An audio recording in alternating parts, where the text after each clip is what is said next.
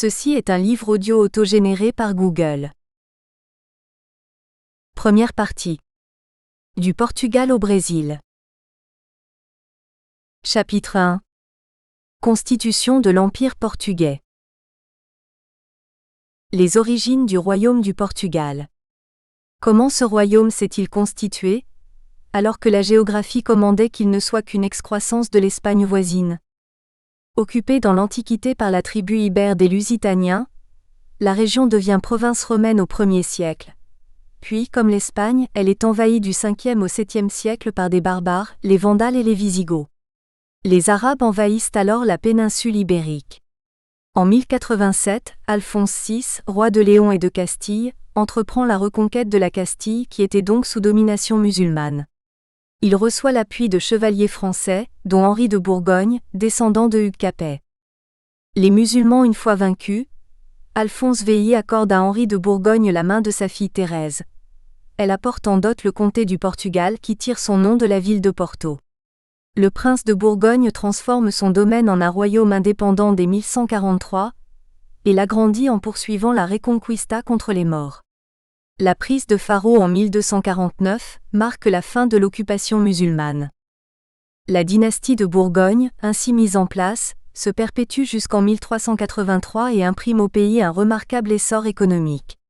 Elle cède la place à la dynastie d'Avise 1385 à 1580, dont l'avènement est dû à l'intervention de l'Angleterre qui, en pleine guerre de Cent Ans, pousse au trône le roi Jean Ier. Après la domination des Romains puis des Arabes, après une monarchie d'origine française, le Portugal est soumis pour la première fois à l'influence anglaise. L'ère des grandes découvertes. Avec la nouvelle dynastie, commence l'ère des grandes expéditions maritimes sous l'impulsion du prince Henri, dit Henri le Navigateur.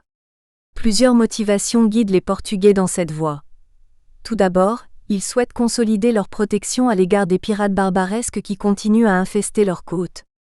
Les Portugais s'emparent de Ceuta, sur la côte méditerranéenne du Maroc, puis s'assurent du contrôle du détroit de Gibraltar. Ils espèrent ainsi obtenir à des prix avantageux l'or et les esclaves du Soudan. En effet, des raisons économiques impérieuses vont obliger le pouvoir à rechercher de nouvelles activités.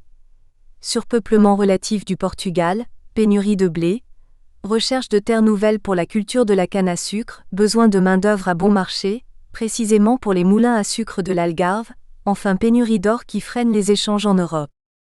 L'esprit de croisade n'est pas non plus étranger à la lutte contre les musulmans. Les Portugais voudraient réaliser leur jonction avec le royaume chrétien d'Éthiopie, que l'on imagine situé au-delà des contrées soumises à la domination musulmane.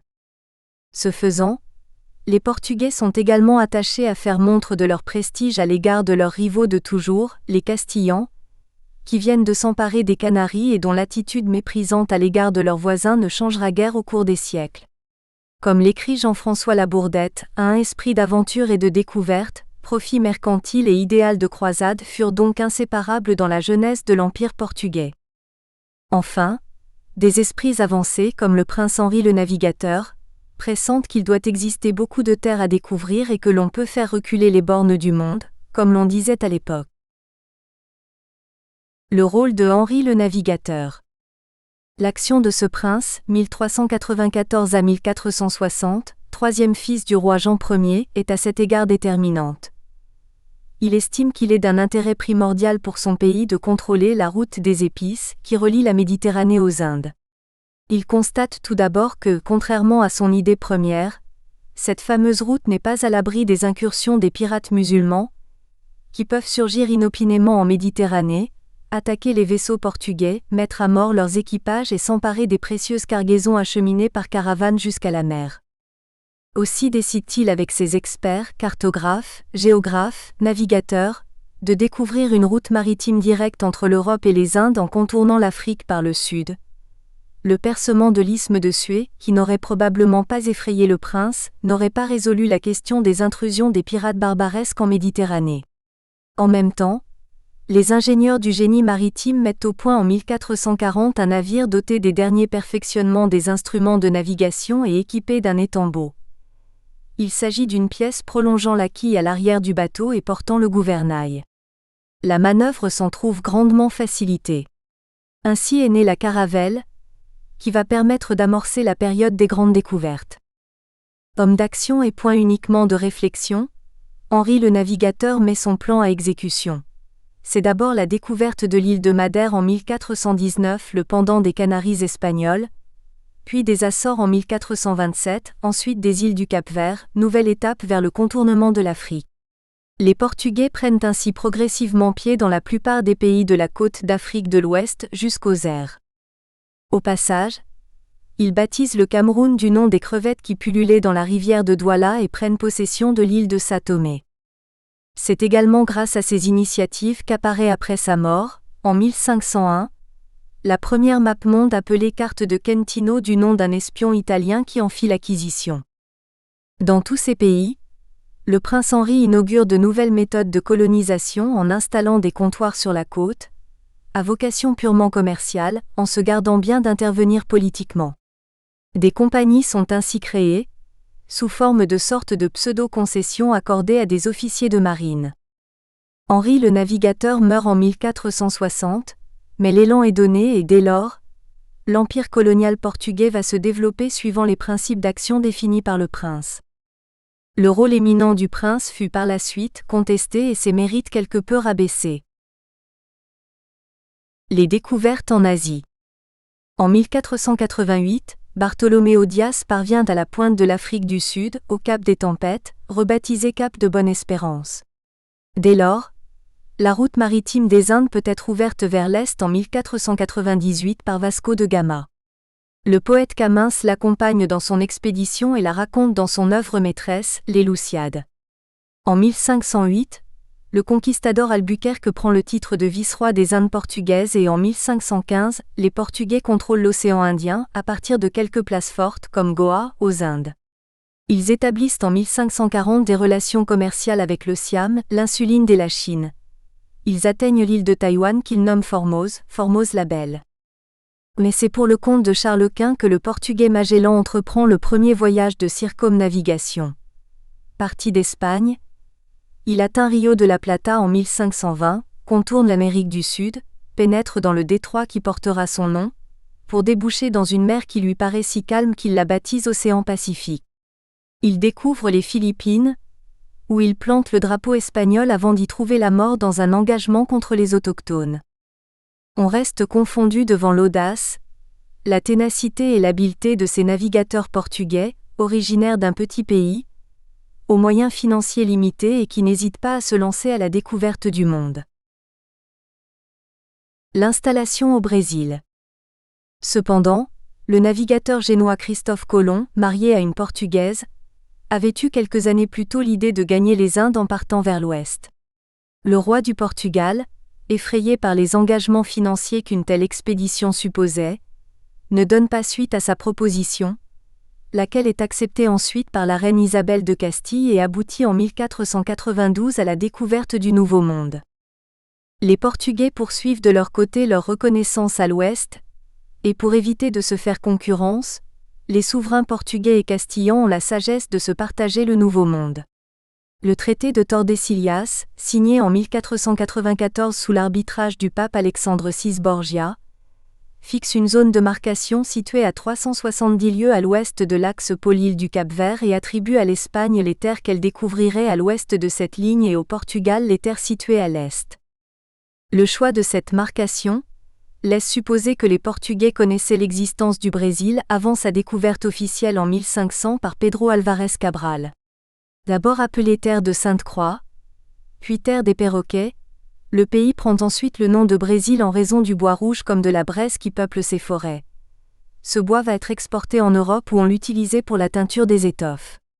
Les premiers explorateurs portugais sont saisis par la beauté des paysages qu'ils découvrent et longtemps, dans l'imaginaire portugais, la nouvelle colonie incarnera le paradis terrestre. En 1530, le roi du Portugal entreprend de procéder à la colonisation du Brésil dont seule la côte était explorée à l'époque. Après quelques balbutiements, le roi Jean III se décide en 1549 à créer un gouvernement général du Brésil afin d'unifier les différents foyers de colonisation sans lien entre eux. Salvador, l'actuel Salvador de Bahia, devient la première capitale. Jusqu'à la fin du XVIe siècle, la nouvelle colonie attire surtout des cadets de familles aristocratiques qui créent de vastes domaines de culture de canne à sucre. De nombreux jésuites les accompagnent, dont la mission est de convertir les Indiens et de les protéger contre les esclavagistes. Enfin, comme dans tout pays neuf, des aventuriers se profilent, prêts à bondir sur toute occasion de faire fortune.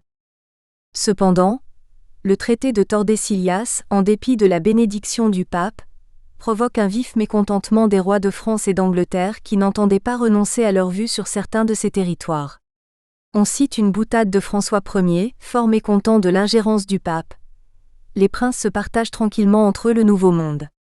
Je voudrais bien voir l'article du testament d'Adam qui leur lègue l'Amérique.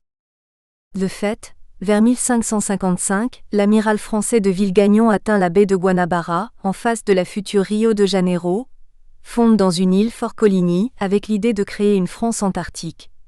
Des colons réformés viennent s'y installer, mais l'île tombe sous le contrôle des Portugais en 1559.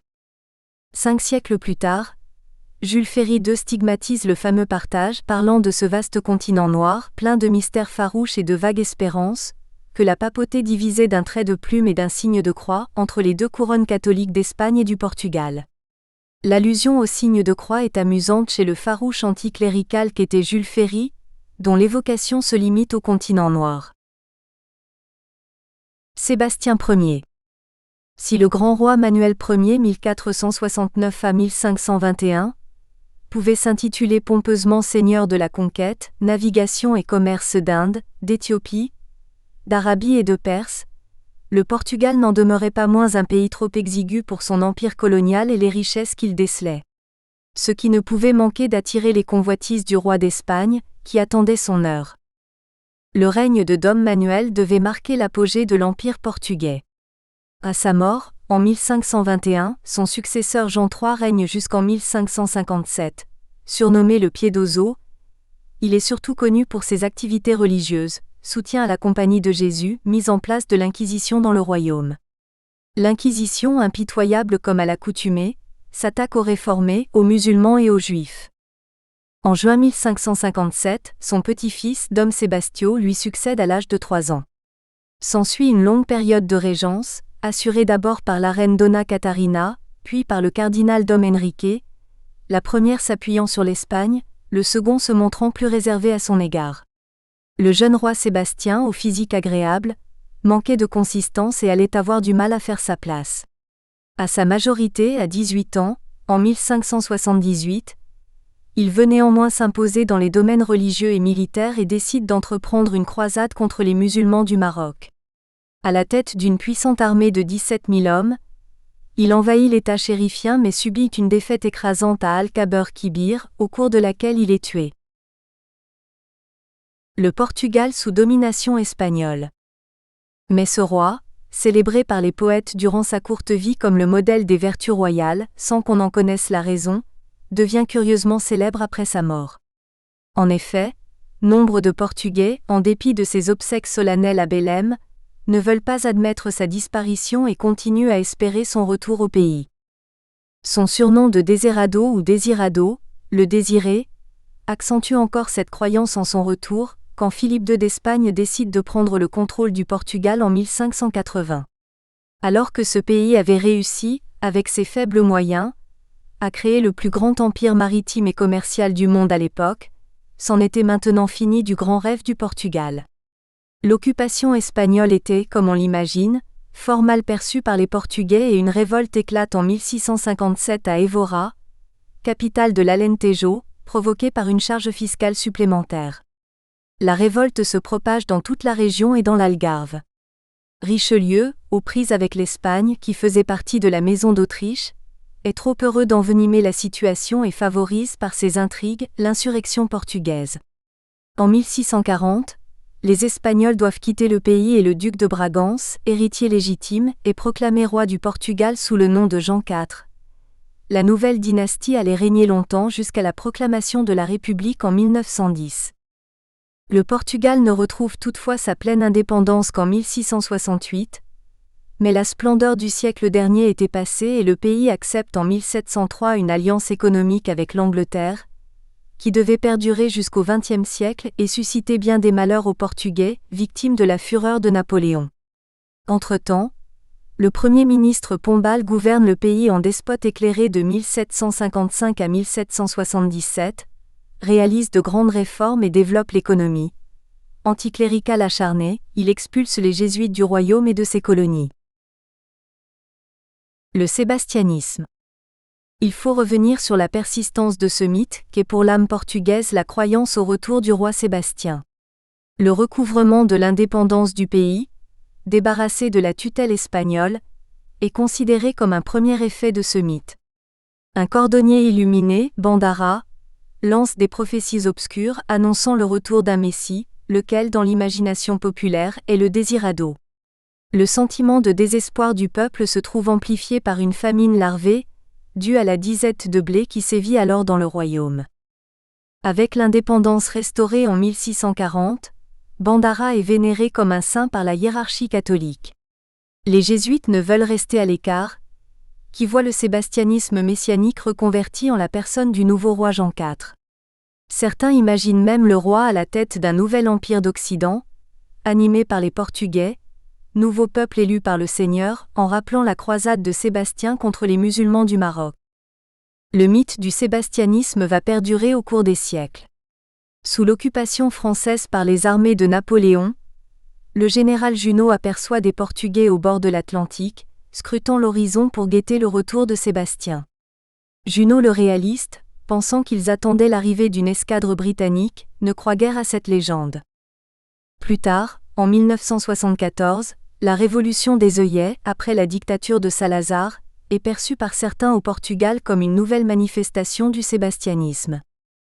Le mythe avait même traversé l'Atlantique et d'aucuns au Brésil y croyaient.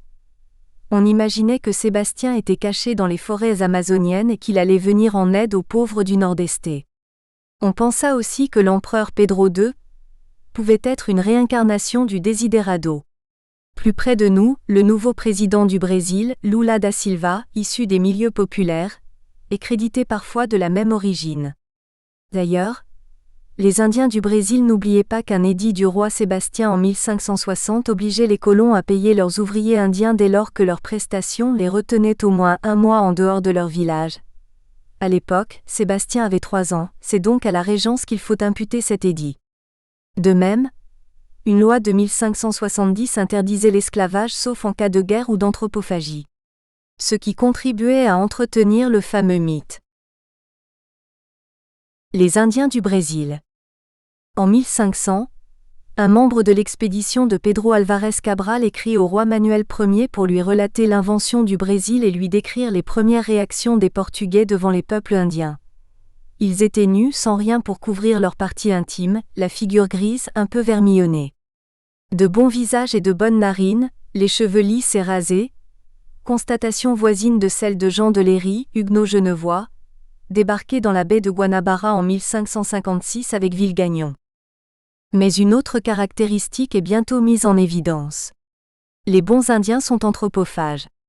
Montaigne, dans ses essais, en profite pour dresser un parallèle brillant et imprévu entre l'anthropophagie rituelle des Indiens, qui consistait à manger un homme mort, et les massacres des guerres de religion. Il en conclut que les Européens ont bien tort de jeter l'anathème contre les Indiens, alors qu'ils sont aveugles à leurs fautes. Il s'agit évidemment d'un choc des cultures sans précédent pour les explorateurs occidentaux. Ils sont amenés à combattre les Indiens qui résistent à l'envahissement de leur sol par ces étranges personnages qui circulent à cheval et possèdent des armes à feu, autrement plus redoutables que leurs arcs et leurs flèches. Dans l'Amérique espagnole puis dans l'Amérique portugaise, les combats sont souvent meurtriers. En outre, les Blancs apportent aux Indiens leurs maladies, leurs microbes et leurs virus contre lesquels les indigènes ne sont pas immunisés. La grippe même, par exemple, fait des ravages dans la population locale. Enfin, incitées par les envahisseurs, différentes tribus se livrent entre elles à une guerre sans merci. Ces diverses raisons concourent à décimer les habitants. En 1700, ils n'étaient plus que 150 000, alors qu'au Brésil les Indiens devaient être au total 5 millions en 1500. Par exemple, on estime que les Indiens Guaranos, au sud du Brésil et au Paraguay, étaient près de 2 millions à cette époque. Ce véritable génocide a concerné l'ensemble de l'Amérique, y compris les États-Unis. En Amérique latine, il ne restait plus aux survivants que 2 possibilités de survie: l'esclavage ou la conversion au catholicisme. Dans ce dernier cas, ils étaient pris en charge par les Jésuites qui les protégeaient de la barbarie coloniale. Comme esclaves, les Indiens se révèlent de piètres travailleurs manuels, peu attentifs, peu soigneux et peu acharnés au travail. Or les planteurs portugais qui entreprenaient de défricher des terres vierges vont avoir grand besoin de main-d'œuvre. Le père Antonio Vieira, 1608 à 1697. Né au Portugal, venu tout jeune au Brésil avec ses parents, le père Antonio y est ordonné prêtre et devient jésuite. En 1640, il fait partie d'une délégation du Brésil venue apporter au nouveau roi Jean IV le ralliement du Brésil au Portugal qui venait de retrouver son indépendance.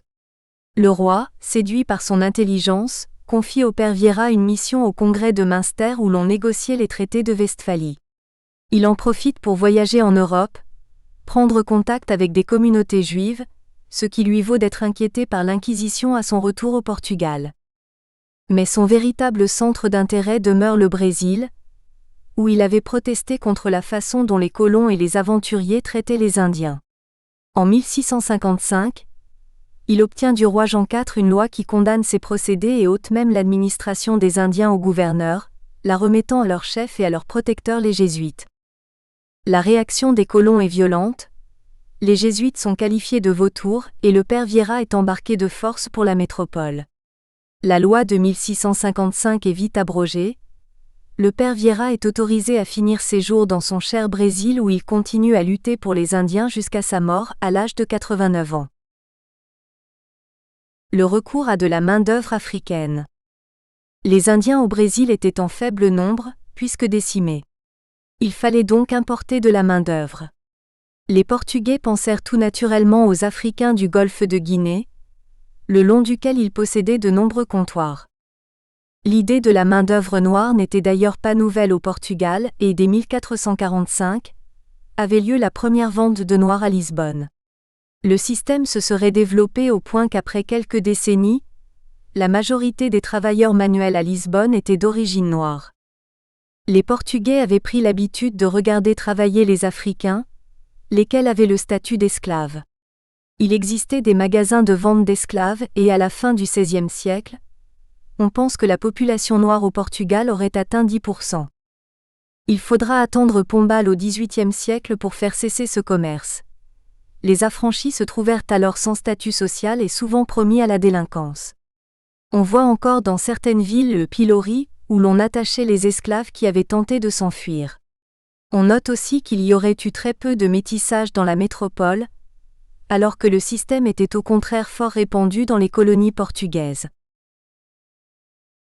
La traite des nègres.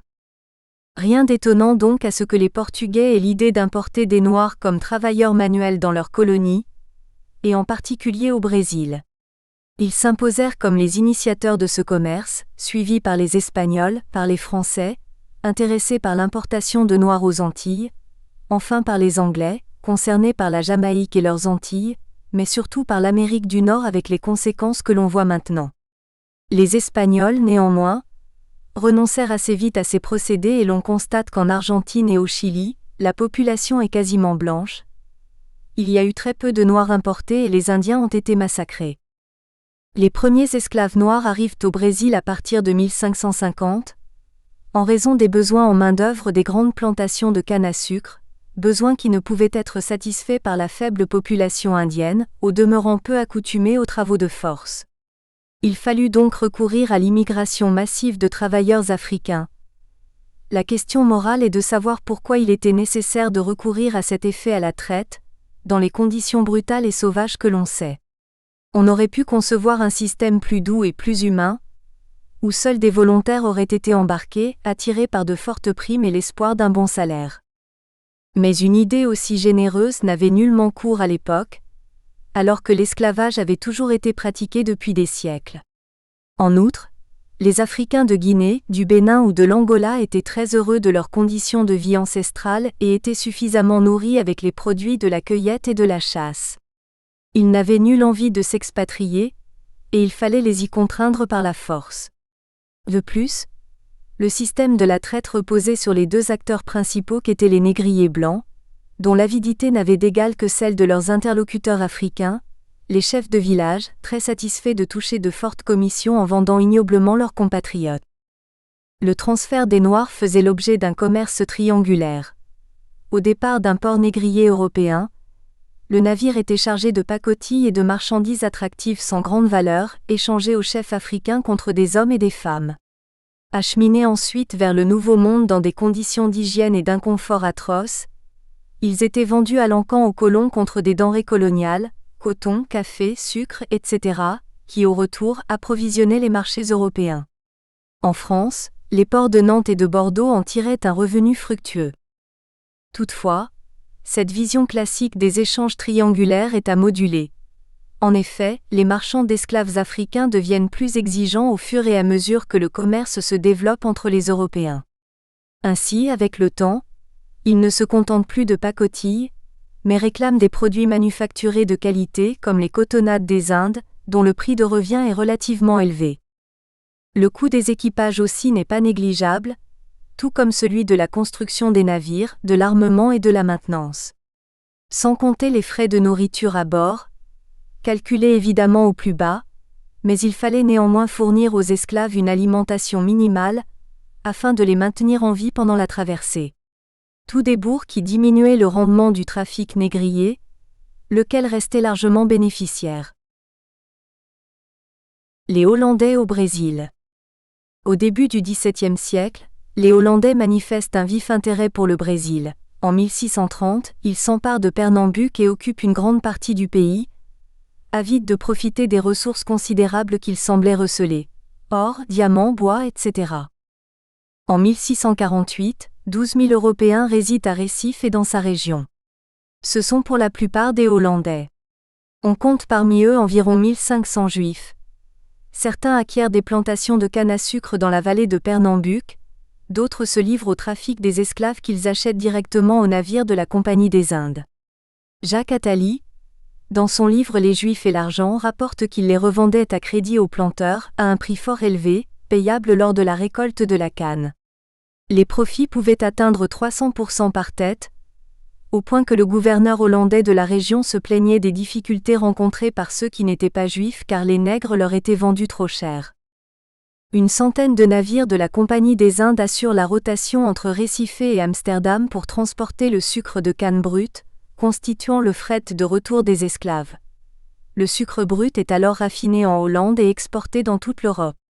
Quand les profits du commerce du sucre viennent à baisser, les Juifs s'intéressent au négoce du tabac toujours via Amsterdam. Les Portugais réussissent à chasser les Hollandais en 1654 et orientent peu à peu les opérations commerciales vers Lisbonne 5. Poursuite de la conquête du Brésil. Par ailleurs, l'union du Portugal avec l'Espagne avait suscité un vif intérêt pour le Brésil de la part des éleveurs et des planteurs des nouvelles colonies espagnoles d'Amérique du Sud. En effet, le coût des esclaves indiens, en dépit de leur faible rendement, était près de 5 fois moindre que celui des Noirs compte tenu des frais de transport. Aussi, des groupes d'explorateurs et d'aventuriers se constituent-ils dans la région de Sao Paulo, dans l'objet avoué de rechercher de l'or et des diamants, mais en réalité afin de procéder à la chasse aux esclaves. Les nommés bandeirantes, car ils se plaçaient derrière un étendard, ces groupes, qui pouvaient rassembler plusieurs centaines de personnes, progressaient aussi bien en direction du sud, vers l'Argentine et l'Uruguay, que de l'ouest vers la Pérou et la Bolivie, du nord-ouest vers la Colombie. Les jésuites essayaient vainement de protéger les malheureux Indiens, cependant que les bandeirantes découvraient de nouvelles terres. Quand en 1640, le Portugal recouvre son indépendance, il décide d'incorporer celle-ci dans le Brésil aux grandes dames des Espagnols, qui finirent par le reconnaître lors du traité de Madrid en 1750. Au XVIIe siècle, la richesse du pays était aux mains des descendants de grandes familles qui exploitaient d'importants domaines agricoles situés dans la région côtière, qu'ils avaient créés eux-mêmes. Ils produisaient sucre, coton, tabac, café qu'ils exportaient en Europe, mais surtout au Portugal. Leur main-d'œuvre était composée d'esclaves indiens, puis quand les maladies et les bandes délirantes eurent éliminé la plupart d'entre eux, d'esclaves noirs en provenance de la fructueuse traite des Noirs d'Afrique, alors que l'opinion internationale commençait seulement à s'émouvoir de ces pratiques atroces. Il en est résulté un brassage intense des populations et des cultures.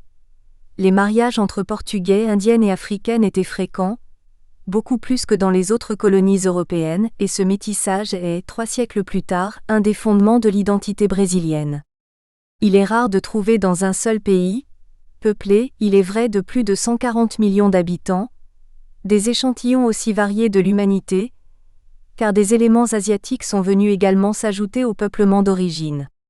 L'ensemble constitue un bel élément et les femmes brésiliennes sont souvent d'une rare beauté, sans qu'on puisse identifier les gènes prédominants. Des particularismes ont subsisté néanmoins au cours des siècles. Ainsi, quand on arrive à Salvador, on se croit transplanté en Afrique. Au contraire, dans certains villages du Sud, on peut s'imaginer en Bavière tant les spécificités des émigrés germaniques ont été conservées. Curieusement, on observe aussi le métissage dans le domaine de la flore. Les Portugais ont procédé en effet à l'hybridation de nombre de plants en provenance de la métropole ou de ses colonies. L'on retrouve ainsi parfois des paysages voisins au Brésil et au Cap-Vert. La découverte de l'or.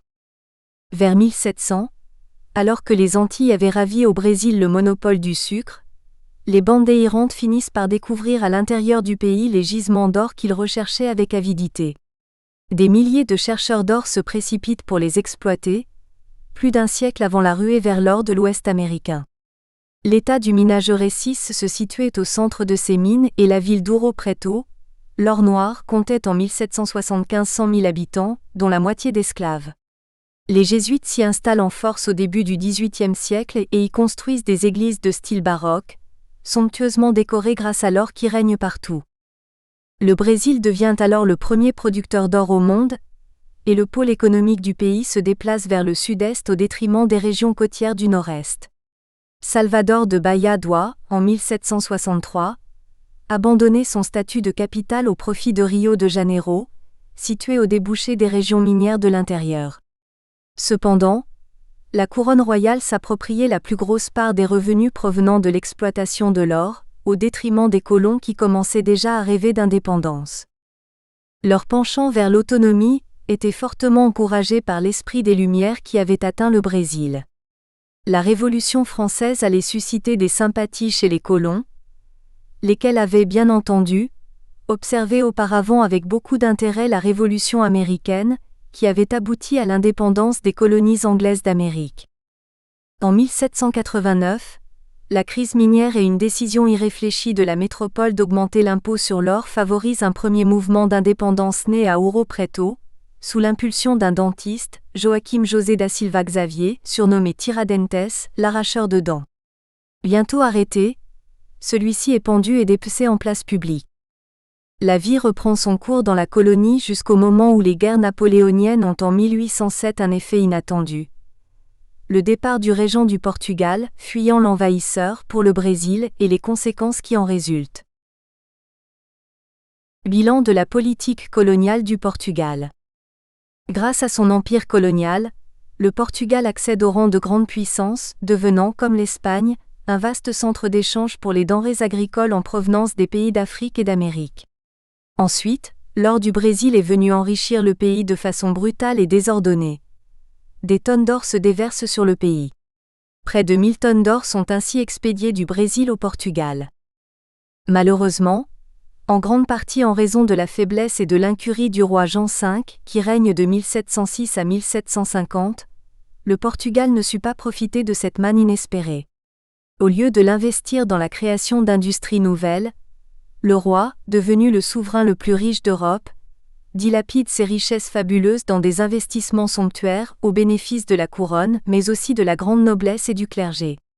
C'est ainsi que, fasciné par l'exemple de Louis XIV et de Philippe II, il fait construire le palais couvent de Mafra, où 50 000 ouvriers travaillèrent. Il avait à la fois son Versailles et son Escurial. Aussi bien les Anglais, toujours à l'affût de bonnes affaires, ont-ils l'habileté de se substituer en majeure partie aux Portugais dans les relations commerciales avec le Brésil et d'asseoir la prépondérance britannique dans le commerce luso-brésilien. Les produits manufacturés anglais sont ainsi importés à Lisbonne ou à Porto, puis réexportés vers le Brésil sur des navires en majorité britanniques. Le fret de retour, sucre, tabac et autres denrées, est acheminé évidemment par les mêmes bateaux. L'or, toutefois, demeure transporté et enregistré sur les vaisseaux de guerre portugais qui protégeaient les flottes marchandes, afin que la couronne puisse prélever ses droits à l'arrivée.